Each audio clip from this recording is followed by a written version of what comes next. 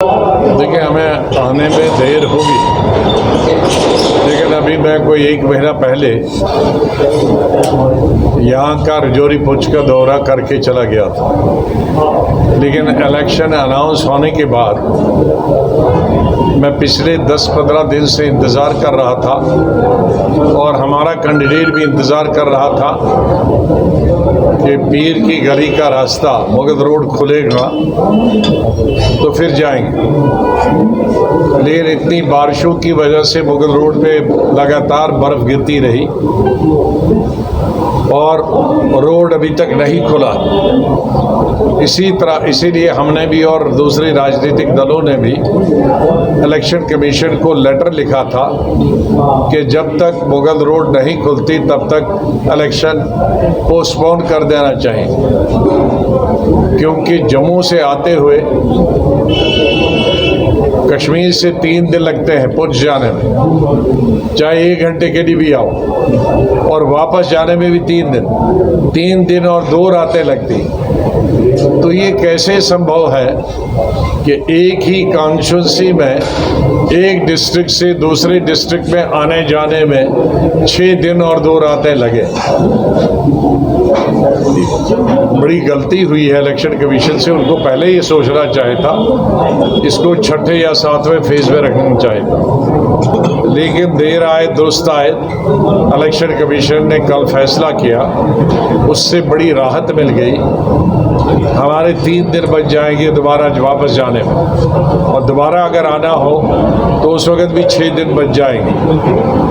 तो मैं धन्यवाद करता हूँ इलेक्शन कमीशन का कि उन्होंने विलम्ब तो किया, देर तो किया, लेकिन किया सही। सब राजनीतिक दलों को, ये नहीं है कि मेरी राजनीतिक दल, चाहे वो नेशनल लेवल के राजनीतिक दल हो, राज्य स्तर के राजनीतिक दल, उनको लाभ मिलेगा। चाहे वो दिखाने के कहेंगे कि हमको लाभ नहीं मिला, लेकिन अंदर से वो भी खुश है। मैं सबकी मानसिकता जानता हूँ, क्योंकि सब अंदर से कुड़ कर रहे थे, ये क्या हुआ, क्यों रखा। तो मुझे खुशी है कि ये 2-3 दिन का हमारा कार्यक्रम है।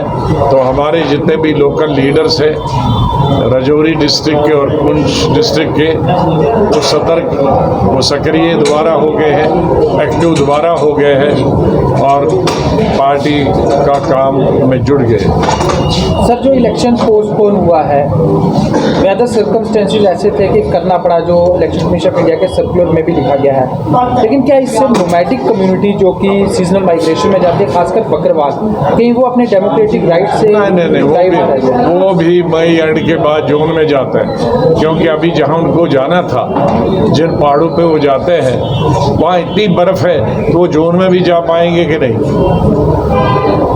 मुझे सबसे ज़्यादा मालूम है कि हमारे नोमैड कहाँ जाते हैं, क्योंकि जब मैं चीफ मिनिस्टर था तो बहुत सारे ढोकों पे मैं हेलीकॉप्टर से उतरा उनकी पूछताछ करने के लिए। तो वहाँ मार्च में, अप्रैल में या कल तक, जब यहाँ कश्मीर में और यहाँ बर्फ़ गिर रही थी ऊपर ढोकों में, यहाँ बारिश गिर रही थी, वहाँ ढोकों में बर्फ़ गिर रही थी, वो तो जून तक भी नहीं खिलेंगे। तो इस दफ़ा हमारे जो बकरवाल गुजर भाई है, उनका भी जो मई में जाते थे वो जाके अब जून में कहीं जाएंगे। तब तक तो रिजल्ट भी बना होगा, तब तक तो सरकारें भी बनी होगी। सर, पूरे जम्मू कश्मीर में इस कॉन्स्टिट्यूंसी को बेहद रोमांचक पॉलिटिकल कॉन्स्टिट्यूंसी माना जा रहा है। एकाएक बीजेपी ने अपना कैंडिडेट यहाँ नहीं उतारा।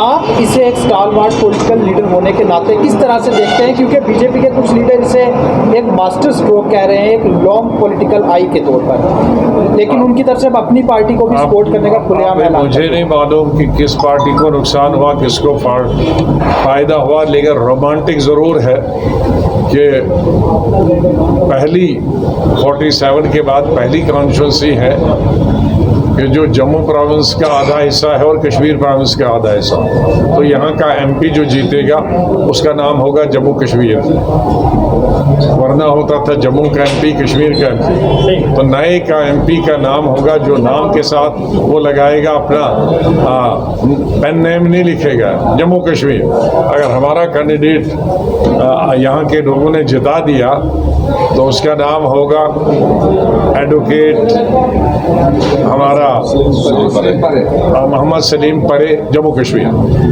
वो जम्मू नहीं होगा ना कश्मीर होगा, तो फारूक अब्दुल्ला साहब तो उस हिसाब से रोमांटिक तो होगा। सर बीजेपी का कैंडिडेट मैदान में नहीं है, इसे आप किस तरह से आंकते हैं? वो इसे मास्टर स्ट्रोक कह रहे हैं। वो मास्टर स्ट्रोक है कि हेडमास्टर स्ट्रोक है या प्रिंसिपल स्ट्रोक है, वो उन्हीं को मालूम होगा, उनसे पूछे, मुझे नहीं मालूम।